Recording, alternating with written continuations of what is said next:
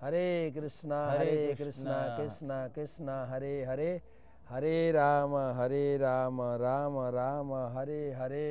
हरे कृष्णा कृष्णा कृष्णा हरे हरे, हरे राम राम राम हरे हरे। আমরা সেই ফিরে এলাম রবিবারের টক শো আসরে, আপনাদের পছন্দের আনন্দের এবং অপেক্ষায় থাকেন যে অনুষ্ঠান দেখার জন্য টক শো। তা আমরা এসেছি সেই কুম্ভ মেলাতে, প্রয়াগে সঙ্গমে বসে আছি, ক্যাম্পে বসে আপনাদের সঙ্গে টক শোতে যুক্ত হয়েছি। আজকে আমাদের স্টুডিওতে এসেছেন আমাদের প্রভুজি ব্রজবাসী বৃন্দাবন থেকে আমাদের এসেছেন। এখানে প্রায় 10 দিন ব্যাপী এই কুম্ভের কথা মাহাত্ম্য শোনাচ্ছেন। আমি চাইছিলাম ওনাকে আমাদের স্টুডিওতে আপনাদের সামনে কথা শোনাবো। অ্যাকচুয়ালি উনি তো পুরীবাসী, মানে ক্ষেত্রবাসী, উড়িষ্যার লোক। উড়িষ্যা থেকে এখন বৃন্দাবনে প্রায় 3 যুগ ধরে, সেই 94-এ তিনি বৃন্দাবনে এসেছেন। তখন থেকে ইসকনের সঙ্গে যুক্ত। ইসকনের দ্বারে দ্বারে ঘুরে ঘুরে গ্রন্থ বিতরণ থেকে শুরু করে এখন কথাকার, দেশ বিদেশ বিভিন্ন প্রান্তে গিয়ে কথাকার আমাদের শ্রীপাদ রমাকান্ত প্রভুজি। তো ওনাকে নিয়ে এসছে, আপনাকে সুস্বাগতম এই আমাদের স্টুডিওতে। হরে কৃষ্ণ। উনি বাংলায় বলবেন না, উড়িয়ায় বলবেন না, হিন্দি বলবেন না, সব থেকে ভালো ব্রজবুলি ভাষা, যে বৃন্দাবনের ভাষা, কৃষ্ণ সে ভাষায় কথা বলতেন, সেই ভাষায় আমরা শুনবো এই প্রয়াগ ধামের আরও কিছু কথা। উনি 10 दिन ধরে কথা করছেন প্রয়াগের কথা। तो प्रभु जी बहुत बहुत धन्यवाद हमारे टॉक शो स्टूडियो में, आपको सुस्वागतम। तो प्रभु जी, ये प्रयाग धाम में हम लोग सुना है ये महाकुंभ, हम लोग तो सुना है कुंभ, महाकुंभ के बारे में थोड़ा आपसे चर्चा हो जाए। महाकुंभ के बारे में क्या महत्व है ये महाकुंभ का? कितना करोड़ों लोग, 40 करोड़ लोग आए। मैंने यहाँ बैठ बैठ के देख रहा हूँ कितना लोगों का भीड़ है। 40 करोड़ तो महाराज जी ये सरकारी आंकड़ा। कम से कम मेरे ख्याल में महाकुंभ के लिए प्रत्येक सनातनी हिंदू अपने शरीर के रूप में और मानसिक रूप में आया है। माने ऐसा मान के चलिए, भारत में 100 करोड़ और बाहर जो भी है, मुझे लगता है कि सारे सनातनी हिंदू मानसिक स्तर से हो, शारीरिक स्तर से हो, सारे कुंभ से कहीं ना कहीं जुड़ा हुआ है। हाँ, ठीक है कि नहीं? मानसिक स्तर से, मन की, धन की, कोई लोग आ नहीं पाए, धन भी भेजे। ऐसा कुंभ को कोई भुला ही नहीं सकता, मेरा अनुभव है। भगवान को बिना देखे बोलना मुश्किल है, या कितना बोलेगा, पर मेरा अनुभव तो महाराज 10 दिन हो गए हम कुंभ घूमते हैं कथा के बाद, कल्पना नहीं कर सकते। इतने साधु, इतने संत, और सच में गंगा के त्रिवेणी में स्नान करने से जो आनंद है, आहा, वो अवर्णनीय, अकथनीय, कहना बहुत मुश्किल है। ये तो मेरा अनुभव है, आपका भी अनुभव होता होगा। मैं तो है ही 10 तारीख से। अब मैं तो इतना शुद्ध नहीं हूँ, लेकिन आपका बात सुनकर मेरे भी ऐसे सुन के ही अनुभव हो रहा है यहाँ क्या चल रहा है। हमको लगता है कि महाप्रभु क्यों इतना गंगा से प्रेम करते थे। शास्त्र में कहा गया, हमारे से हिंदी प्रांत में प्रसिद्ध कवि ने कहा है, कही कही कोटिन कथा प्रसंगा, राम बिलो कहीं गंग तरंगा। गंगा की उत्पत्ति के जो कथाएं हैं उसको सुनाते सुनाते गुह को, निषाद राज को, लक्ष्मण को, सीता को अनंत कथा सुनाते सुनाते श्री राम रघुवर गंगा जी की उस तरंग माला को अवलोकन कर रहे थे। मानो ये तरंग माला जीव समूह का दुख और संताप को नष्ट कर देने वाली। गंगा दर्शन से ही, गंगा के दर्शन मात्र से महाराज, गंगा की जो तरंग है, जो हम लोगों ने पुष्प पूर्णिमा की रात को चांदनी की चंद्रमा की चांदनी छिटक रही थी, और गंगा जी की जो सुनहरी तरंगे, ऐसा मानो हीरा चमक रहा था। केवल उसके दर्शन मात्र से जीव का शोक संताप नष्ट हो जाता है। जाए तो अनुभव है, राम बिलो कही गंग तरंगा। तो थोड़ा चर्चा कीजिए ये महाकुंभ के बारे में, महासंगम, त्रिवेणी संगम में महाकुंभ के मेला के ऊपर इतना आकर्षित, इतना लोगों का चित्त खींच लिया यहाँ। देखिए महाराज, अनादिकाल से ये सिद्ध हुआ कि सनातनी आध्यात्मिक मार्ग में सबसे आगे बढ़े चढ़े। ऐसा कोई धर्म नहीं है, कोई मजहब नहीं है जो सनातन के अंतर्गत नहीं आता। अनादिकाल से ऋषि परंपरा, मनुष्यों की परंपरा, दिव्य अध्यात्मवादियों की परंपरा रही है। आनंद के, सुख के इन लोगों ने खोज किया है। तो खोज करते करते अमृत की खोज करते हैं। आप सभी जानते हैं कि भागवत में एक प्रसंग आता है 8वें स्कंद में, सागर मंथन। उस सागर मंथन में 14 रत्न मिले थे। वो तो बड़ा प्रसंग है, पर इतना तो हम कहेंगे कि भगवान उसमें मध्यस्थ होकर देवता और असुरों को एकत्रित करके क्षीर सागर का मंथन करवाया, और उसमें से महाराज 14 रत्न मिले। 14 रत्न कैसे हैं? हम आपको एक सरल कायदा बताते हैं 14 रत्नों को स्मरण रखने का। ऐसे आप गिनती करके रखोगे तो कभी कभी भूल जाओगे, पर हम पढ़ते समय हमारे जो शिक्षक कहते थे, गुरुजी, कि स्मरण रखने का कुछ कायदा होता है, तो हम भी उनसे सीखे थे। अब हम रटा नहीं लगाते, हम उसके जो टेक्निक, हाँ, जो टेक्निक जो है उसको हम इस्तेमाल करते याद रख लेते। जैसे ये 14 रत्न है। सबसे पहले ऐसा देखिएगा, 2 वृक्ष निकले। अच्छा, पेड़। हाँ, 2 पेड़, एक है कल्प वृक्ष, दूसरा है पारिजात। अच्छा, लोगों को स्मरण रखने में इजी होगा। ये सीधा सीधा याद रखो, 2 पेड़ है, 3 पशु है। अच्छा। 3 पशु है, ऐरावत, उच्चैश्रवा, कामधेनु। कामधेनु गोमाता, उच्चैश्रवा घोड़ा अश्व, और ऐरावत हाथी। कितने हो गए? 3 2 5 हो गए। 5 हो गए ना। 3 स्त्री निकली, लक्ष्मी, वारुणी भी वहीं से। वारुणी मदिरा है, वो भी स्त्री रूपा है, और रंभा, अप्सरा। अच्छा, तो कितने हो गए? 8 हो गए। 2 रियल में 2 वस्तु निकली जो भगवान श्री कृष्ण को प्रिय है। एक है शंख पांचजन्य, एक है कौस्तुभ मणि। कितने हो गए? 10 हो गए। 2 पुरुष निकले, धन्वंतरी, चंद्रमा। कितने हो गए? 12 हो गए। 2 बिल्कुल ऑपोजिट वस्तु निकली, जहर, अमृत। 14। हम इस तरह से याद रखते हैं। ये 14 रत्न है। आप विचार करके देख लीजिएगा, ये 14 रत्न में से कौन है जो हमको अमर कर दे? कोई नहीं। अमृत को छोड़कर 20 तो मार ही देगा, है कि नहीं?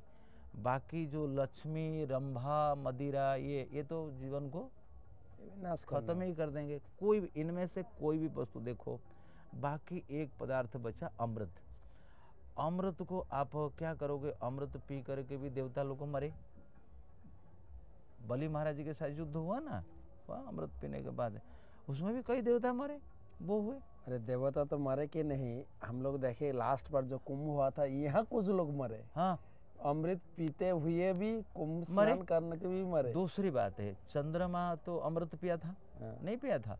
पर चंद्रमा क्यों घटता है? पिया था। सो आप एक विचार करके देखिएगा, ये सारे जो कथानक है, इसका अर्थ क्या है? इसका अर्थ यही है कि इनसे तुम्हारा काम नहीं बनेगा। अमृत पी भी ले, इस शरीर को कौन रखना चाहेगा? हम तो रखना नहीं चाहते। ये नाक से ये गंदगी निकलती है, कान से गंदगी है, आंखों में गंदगी है, मुंह में गंदगी है। ये हाड़ मांस का पुतला है। यस्यात्म बुद्धि कुणपे त्रिधातु के 3 धातुमय ये शरीर है। इसको क्या अमर करना है?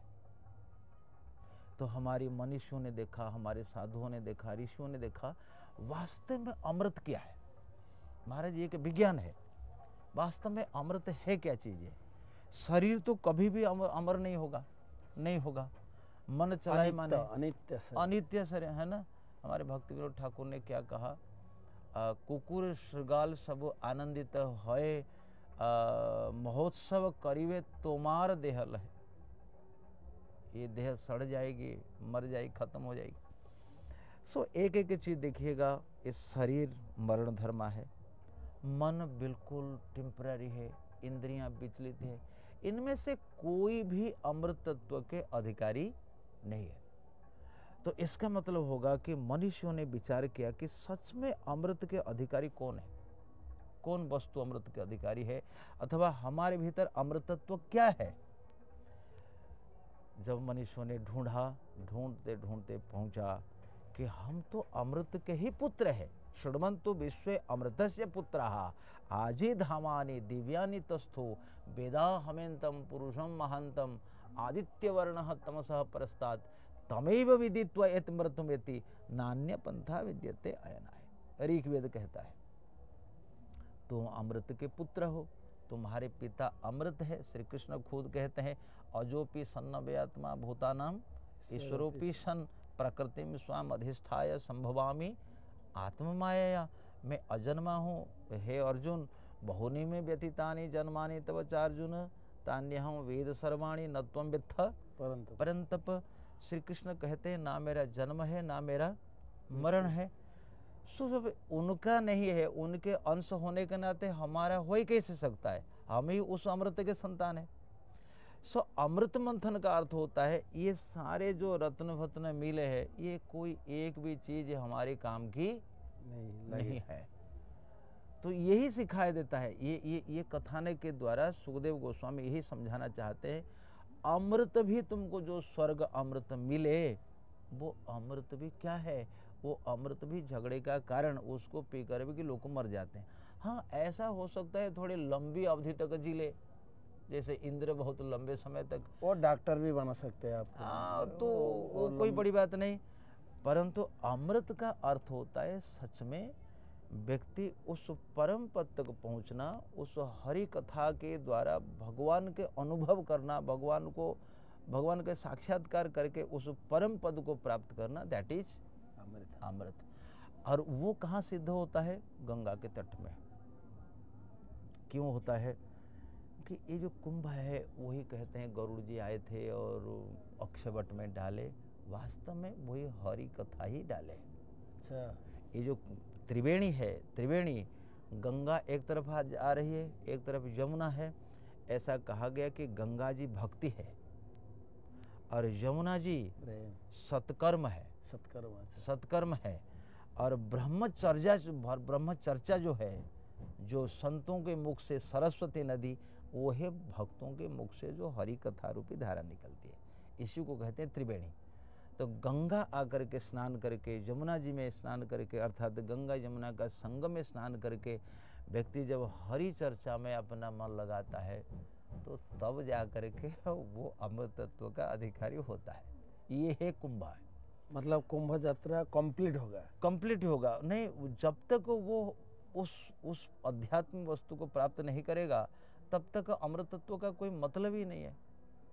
आत्मा अमर है तो उसी पद को ही अमृत तत्व कहते हैं। शरीर कभी नहीं हमारा होगा, होने का कोई सवाल नहीं। जितने साधु कुंभ में आए थे सब मरेंगे? नहीं मरेंगे। हमारा ये शरीर भी मरेगा, आपका भी खत्म होगा, इनका भी खत्म होगा, नहीं होगा। कौन अमर होगा? तो प्रैक्टिकल है कि भगवान ने कहा जिसने जन्म लिया वो मरेगा। फिर अमृत कौन पिएगा? एक तर्क है, कौन पिएगा अमृत?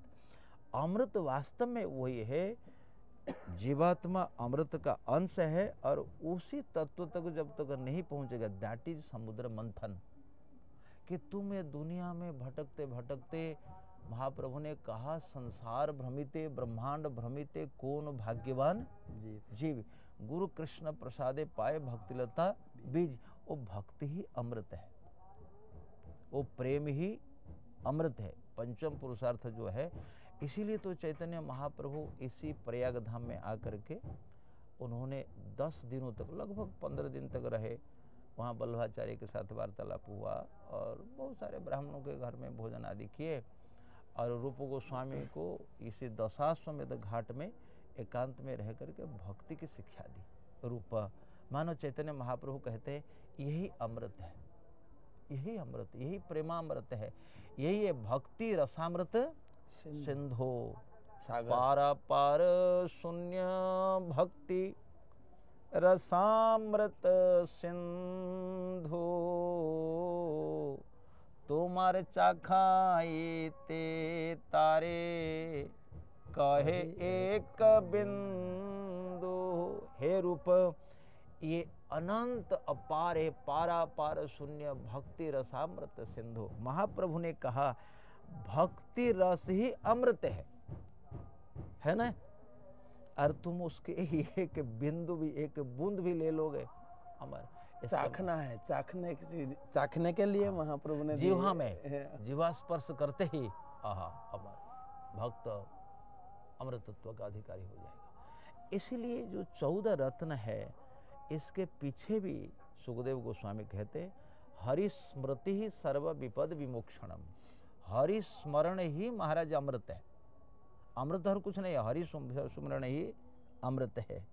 गंगा की धारा, हाँ गंगा वो अमृत लेकर के बहती है। यहाँ बेल सच्छ्री तुलसी विमिश्र कृष्णांघ्रे रेण्वाभ्यधिकाम्बो नेत्री पुनाति लोकान उभयत्र शेषान कस्ताम न सेवेत मरीष्यमाण। ये भगवान श्री कृष्ण के चरणामृत लेकर के बहती है, इसलिए अमृत के अधिकारी है। संत क्यों नहाते हैं? आहा, ये गंगा नहीं है, ये मेरे प्रभु का चरणामृत है, ये पद प्रक्षालन जल है, ये यमुना नहीं है, ब्रह्म दवत्त। हाँ, ये साक्षात मेरे प्रभु ने यहाँ पर लीला की थी। ये मेरे प्रभु की प्रेयसी है, ये मेरे प्रभु की पत्नी है, ये साक्षात प्रेम रूपा है यमुना जी। आहा, इनमें मैं संगम ये स्नान करूँगा। और गंगा यमुना ये चरणामृत है, ये वो प्रेम है। और हरि चर्चा, आहा, ये तीनों ब्रह्म है। हरि चर्चा ब्रह्म है, यमुना ब्रह्म है, और ये गंगा जी ब्रह्म द्रव है। तो ब्रह्म में भक्त ब्रह्मार्पणम ब्रह्म हवेर ब्रह्माग्नो ब्रह्मणाहुतम ब्रह्मैवतेन गंतव्यम ब्रह्म कर्म समाधि। ये अमृत है।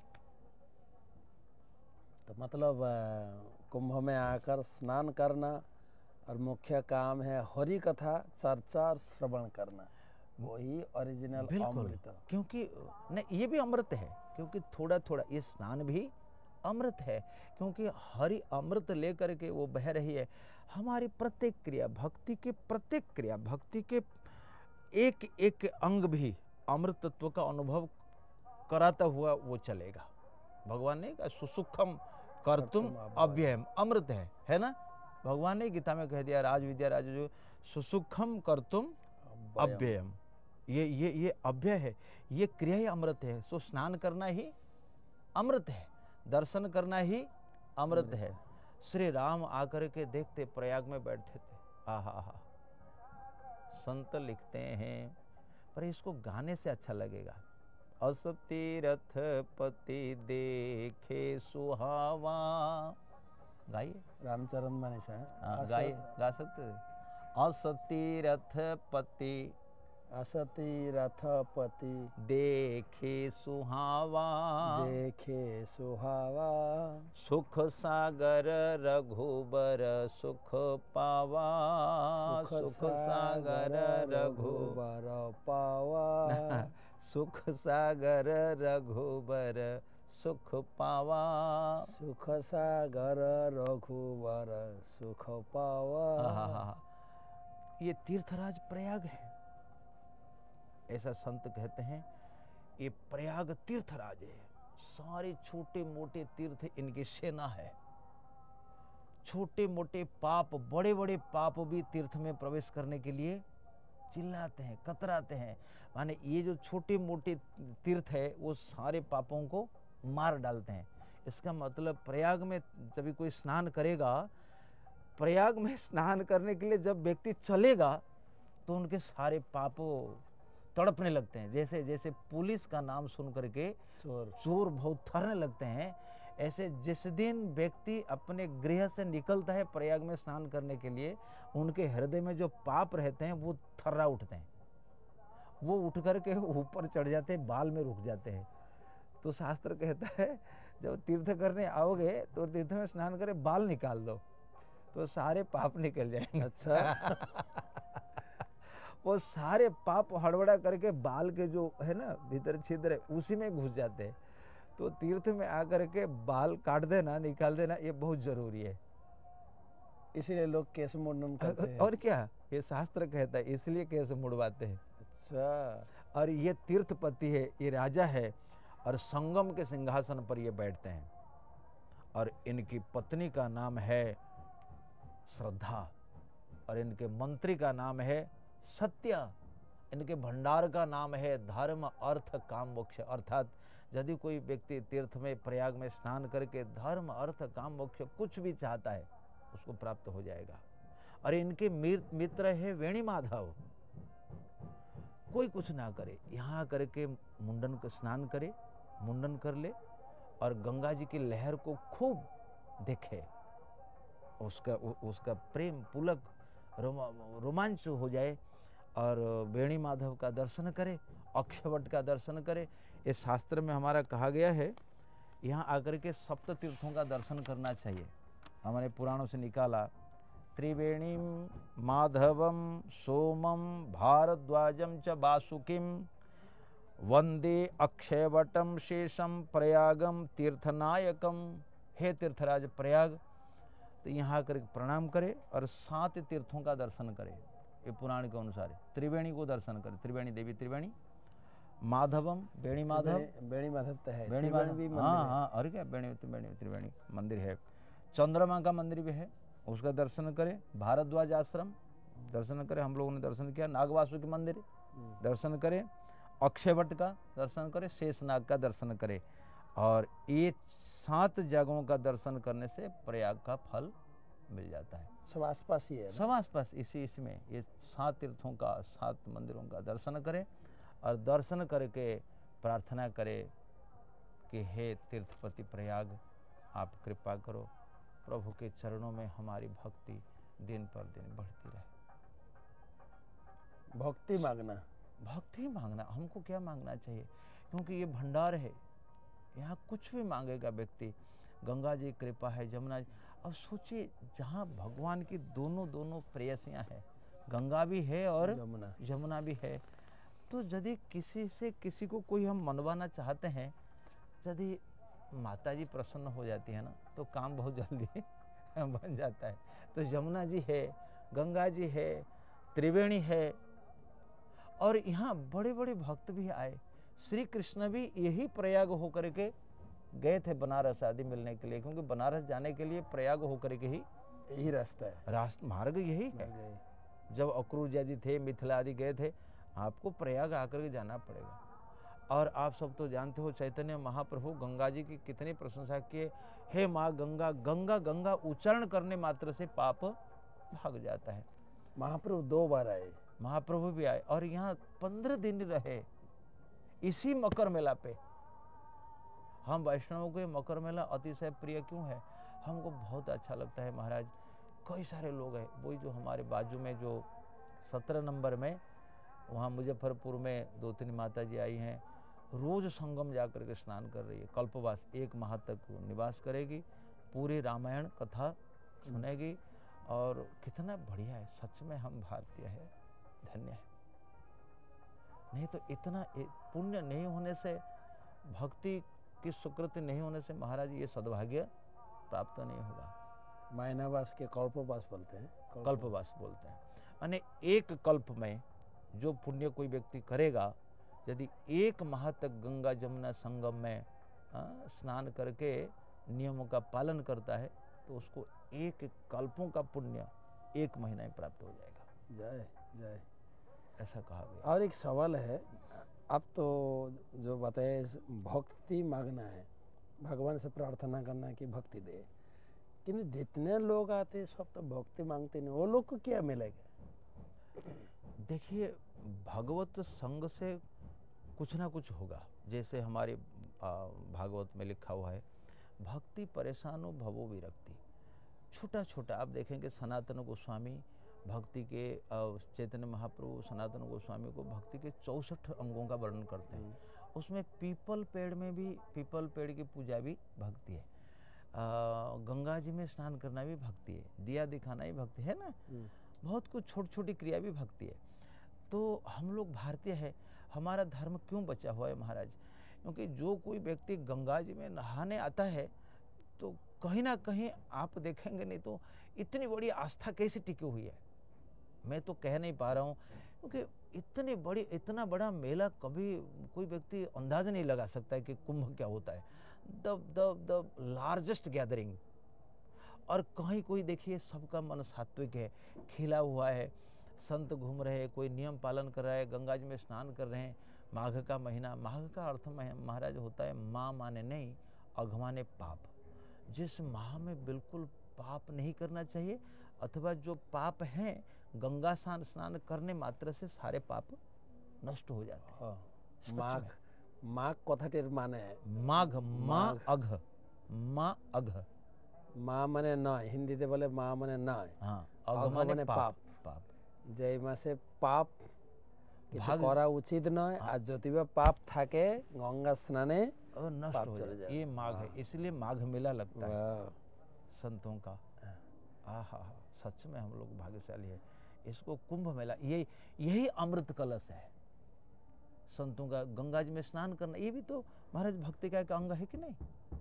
जैसे भगवान की बांसुरी पकड़ लेना, तुलसी में जल दे देना, है ना, यदि संतों के साथ वार्तालाप कर देना, ये भी भक्ति है। नारद जी उनके झूठन थोड़ा पा लेते थे, पत्तल सफाई कर देते थे, है ना, बगीचा में जो फूल उगाता है माली, वो भी भक्ति का अंग है। तो सोचिए कि इस माघ के माह में 7 डिग्री टेम्परेचर में और कोई आकर के गंगा जी के ठंडा ठंडा जल में डुबकी लगाता है, क्या भक्ति नहीं होगी? पक्का। इसलिए भारत के लोग भाग्यशाली। चैतन्य महाप्रभु ने कहा, भारत भूमि ते मनुष्य जन्म सार्थक करी, हाँ, कर पर उपकार। इसलिए कहीं ना कहीं तो महाराज, जैसे आप देख रहे कथा चल रही है, कितने लोग प्रश्न उत्तर में भाग लेते हैं, तो बिल्कुल सटीक प्रश्न पूछते हैं कि ऐसा क्या होगा, ऐसे कैसे, ऐसे कैसे। कहीं ना कहीं तो पुण्य है। कल देखो 100 गीता ले गए लोग, तो लोगों में तो, हम तो भारतीय है ना, हम लोग के भीतर जान करके अनजान करके भक्ति का वातावरण घुस जाता है। इसीलिए भारत भूमि का इतना महत्व है। देश विदेश से लोग इसी फल को लेने के लिए आते हैं। आज हम लोग का बड़ा भाग्य है, प्रभुपाद जी कृपा से आज देश दुनिया भर में ये भक्ति का संस्कार, भक्ति का बोलबाला है। दुनिया भर के लोग आते हैं, गंगा स्नान करते हैं, संगम में स्नान करते हैं, और अपार इसकी महिमा है। ये भी मान्यता हो सकता है ना, जितने भी साधु लोग आश्रम बना के यहाँ मेला में भाग लिए, जो लोग बाहर के लोग दर्शन में आते हैं, तो वो लोग की चित्त भी इतना शुद्ध बन जाते हैं, कोई अलग चर्चा भी नहीं करते लोग, कहीं नहीं करते। आप देखिएगा एकदम बढ़ जाते हैं संतों के पास, देखते हैं, कथा सुनते हैं। लाखों, मुझे कोई बता रहा था कि 1.5 लाख या 2 लाख टेंट है महाराज, क्या बताएंगे। यानी इतना आनंद यहाँ हो रहा है, हम तो आनंद के मारे कह नहीं पा रहे। यानी बहुत आनंद इधर। तीर्थराज प्रयाग, सच में इनको क्यों तीर्थराज? जब सनातन गोस्वामी चैतन्य महाप्रभु से मिले और महाप्रभु बंगाल होकर के इधर आ रहे थे, तो ढेर सारे लोग उनके पीछे जब पड़े थे, तो उस मुसलमान शासक ने पूछा कि लगता है कि पीर है। उन्होंने एक बात कही, बिना दाने जार पाछे एते लोग है, सही तो गोसाई जानी है निश्चय। तो सोचिए कि शादी ब्याह होता है, छोटा मोटा टेंट लगाने के लिए व्यक्ति का पसीना छूट जाता है। कहाँ से जुगाड़ करे, क्या करे, लेकिन कहाँ से कैसे साधु आते हैं। आप देखिए जहाँ जाओ कोई सामान्य टेंट है महाराज, इसमें करोड़ों का खर्चा है ना। अब देख लीजिएगा, हर एक शिविर में करोड़ों का खर्चा हो रहा है। और अच्छा टेंट में, जैसे पक्का घर है, पक्का नहीं, पैलेस, राजमहल। आप देखिए राजमहल जैसा बना रखा है, किचन जैसे मेगा किचन, मेगा, और लाखों लोग खा रहे हैं, 24 घंटा भोजन है। कहाँ से आ रहा है? गंगा जी की कृपा नहीं है, प्रयाग की कृपा नहीं है, तो कहाँ से? आप इधर से गंगा जी के इस पार चले जाइए, आपकी आंखें नहीं जाए, जहाँ तक नजर जाएगी जमुना जी के उस पार चले जाइए, आज हम अड़ाइल गए थे, वहाँ चले जाइए, कहीं कोई जगह नहीं है। आहा, योगी जी को बहुत बहुत धन्यवाद, उन्होंने ऐसी सुंदर व्यवस्था कर दी, कहीं कोई कागज का टुकड़ा नहीं। हाँ, इतने बड़े मेला को कंट्रोल करना महाराज बहुत ही मुश्किल होता है। साफ सफाई है एकदम, इतना साफ सुथरा, बहुत अच्छा। रियली आपको आप लोगों को अच्छा लगता है, नहीं लगता?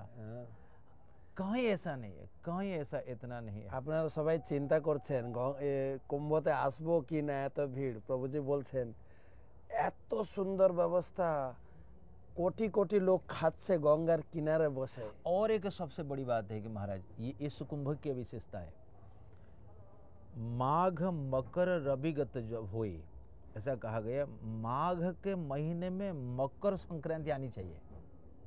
कभी कभी क्या होता है, माघ मास पहले हो जाता है, मकर संक्रांति पहले हो जाती है, माघ मास बाद में हो जाता है ना। कभी कभी माघ पहले आ जाता है, ऐसे मतलब आगे पीछे कुछ हो जाता है, एक दिन आगे पीछे होता है। लेकिन इस साल क्या हुआ, माघ पहले आया, दूसरे दिन मकर संक्रांति आई, इसीलिए ये 144 वर्षों के बाद ये कुंभ है। माघ मकर गति रवि जब हुई, सो ये ऐसा संयोग नहीं होता। अर्ध कुंभ 6 साल में, 6 वर्ष में अर्ध कुंभ, 12 वर्ष में पूर्ण कुंभ, पर ये अर्ध कुंभ नहीं है, ये पूर्ण कुंभ नहीं है, ये 144 वर्षों के बाद माघ मास के भीतर मकर संक्रांति है, महाकुंभ, दिव्य कुंभ और भव्य कुंभ। आओ चले सब कुंभ चले, आओ चलो सब कुंभ चले, সবাই আসুন এই সুযোগ 144 বছর পরে। कौन जानता है, अरे भाई कब ये अवसर कभी नहीं मिलेगा। घर परिवार में तो सभी लोग रहते हैं, खाते पीते हैं, क्या है जीवन में, सनातनी हम लोग है, हिंदू परिवार में, अच्छे परिवार में जन्म लिए, किसके लिए? अपनी संस्कृति को नहीं जानेंगे, अपने धर्म को नहीं जानेंगे, अपने जो उत्सव त्यौहार को नहीं जानेंगे, तो हमारा जीवन क्या है? व्यक्ति को चाहे कि हर सनातनी अपने मानसिक स्तर में या तो ज़्यादा कोई ज़्यादा दायित्व तो नहीं है तो जरूर कुंभ आए, देखे, बच्चों को भी दिखाए, इस स्नान का, दान का ये जो फल है, सुकृत है, उसको जरूर प्राप्त करें। बिना देखे, जैसे कहते हैं ना, अब हम कहेंगे आप नहीं समझ पाओगे, आप आकर देखोगे तब पता चलेगा कि कुंभ क्या है। खाली चित्र से कुछ नहीं होगा, देखो आकर के कितने साधु, कितना क्या हो रहा है। आहा, राम बिलो कई गंग तरंगा। हमको तो महाराज बहुत अच्छा लगता है, शाम को हम जाते हैं गंगा जी की तरंग में बैठते हैं, वो तरंगे झलमल झलमल झलमल करती है। যায় আপনাদের ইন্টারেস্ট লাগছে কি না? আসুন একবার নিজের চোখে দেখে যান। আর একটা কথা বলেন, আপনাদের পরের জেনারেশন, ছোট ছোট ছেলে মেয়েকেও দেখান কি হচ্ছে এখানে। कि भारतीय जनता आज भी आस्थावान है, कितना साधुओं के प्रति आस्थावान है, धर्म के प्रति श्रद्धा है। हाँ, बड़े बड़े बुजुर्ग लोग भी 70-80 साल के लोग आकर लाठी लेके आते हैं, टुकुर टुकुर, और गंगा जी में डुबकी लगाते हैं। मरण को बिल्कुल भय नहीं। सच में अमृत तत्व के अधिकारी तो वही है। অনেকে ভয় খাচ্ছেন ভিড়ে আসবো কি না।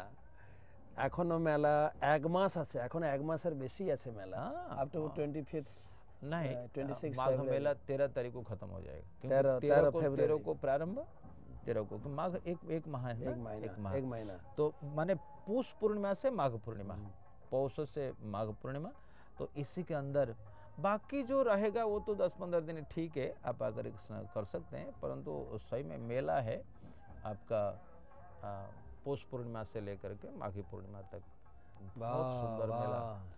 आप মানে সত্যি এত সুন্দর সুন্দর ট্রেন্ড হয়েছে, বলছেন না, আপনি মনে করবেন যে কোথায় থাকবো, কোথায় খাবো, সরকার থেকে, বিভিন্ন আশ্রম থেকে প্রত্যেকে কিছু না কিছু সকলের সেবা করতে চাইছে, দান ধ্যান প্রচুর পরিমাণে। একটা তো ভক্তি নেবেন, কি নিতে চান, যেখানে গঙ্গা মায়ের ভান্ডারা খুলে দিয়েছেন এখানে, আসুন সকলে कृपा নিয়ে যান। त्रिवेणी तो त्रिवेणी है। अच्छा, यहाँ पे भरत जी भी आए थे, भरत जी भी त्रिवेणी में स्नान किया, और उन्होंने धर्म न अर्थ न काम रुचि, गति न चाहूं निर्वाण, जन्म जन्म मोहे राम पद। हे प्रभु, ना मुझे धर्म अर्थ काम मोक्ष चाहिए, मुझे तो केवल राम पद चाहिए। धर्म न अर्थ न काम रुचि, गति न चाहूं निर्वाण, जन्म जन्म मोहे राम पद, मुझे राम पद चाहिए। भगवान राम के चरण। हाँ, हमको और कुछ नहीं चाहिए, कुछ नहीं चाहिए। महाप्रभु ने कहा, न धनम न जनम न सुंदरिम कवितांबा जगदीश कामये, मम जन्मनि जन्मनीश्वरे भवताद भक्तिम अहेतु की त्वयि।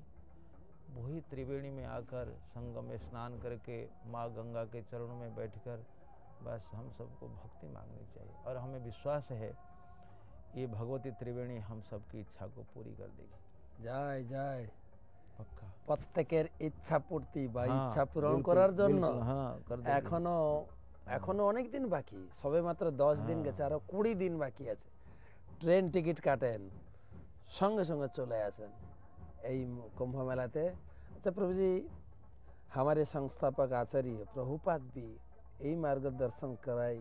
प्रभुपाद भी बहुत दिन यहाँ बिताए, क्योंकि एक तो कुंभ मेला में थे, फिर भी उनका यहाँ बिजनेस भी थे, मेडिकल बिजनेस प्रयाग में। यस, प्रयाग फार्मेसी रहते थे। प्रभुपाद के बारे में, प्रभुपाद क्या शिक्षा दी हम लोगों को, कुंभ मेला कितना प्रभुपाद ने गुरुत्वपूर्ण। कहा है कि आप जाओ, आप कुंभ में जाओ, क्योंकि जहाँ साधु सब आते हैं हमको आना चाहिए।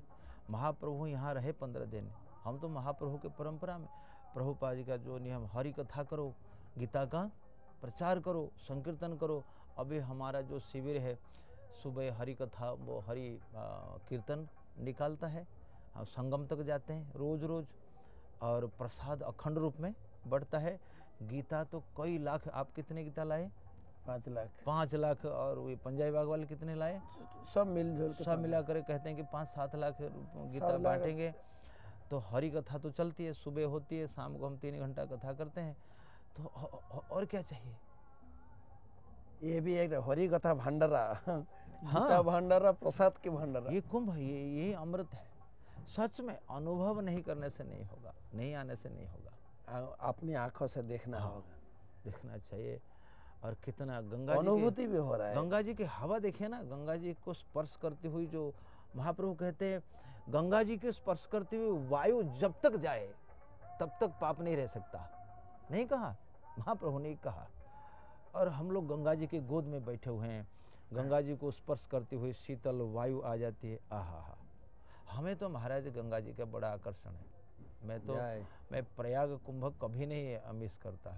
मेरे ख्याल में 2001 से प्राय जितने कुंभ आए हमने अटेंड किया, कभी 15 दिन, कभी 20 दिन, कभी ऐसा। और एक बात है, यहाँ तो कुंभ का अमृत आते हैं, मतलब गंगा के लहरे में अमृत आएंगे, वही अमृत बंगाल होके जाएगा। बंगाल वासी लोग भी, हाँ, गंगा जहाँ जहाँ जाती है वहाँ अमृत बरसाती हो जाती है। ये तो साक्षी है, एक गंगा साक्षी है।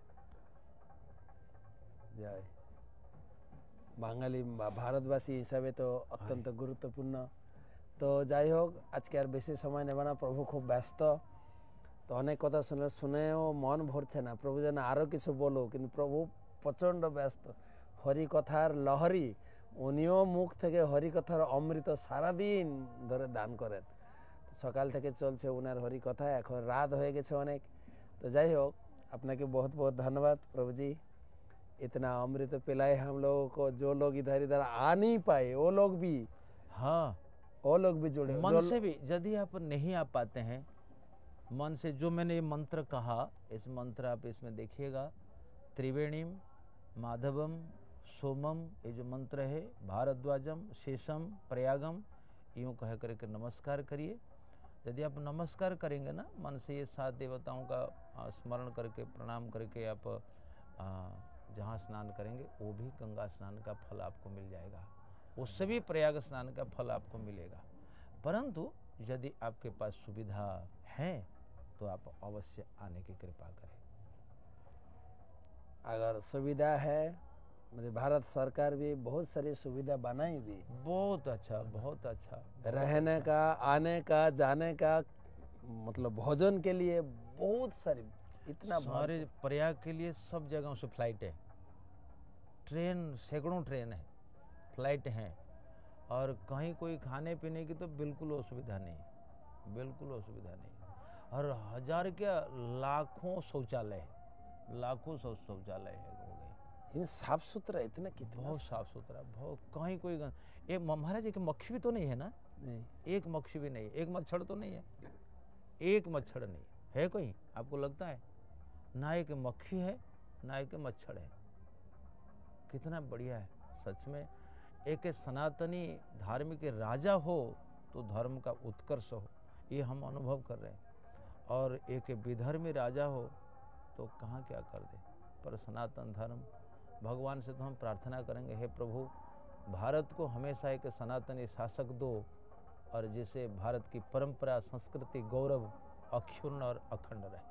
जय हरे कृष्णा। আমাদের মোদী সরকার এবং যোগী সরকার দুজনে মিলে এত সুন্দর ব্যবস্থা, প্রভুজি প্রার্থনা করছেন তারা রাজা থাকুক, এইভাবে আমাদের ধর্ম করার সুযোগ दोनों সুবিধা। दोनों सन्यासी है,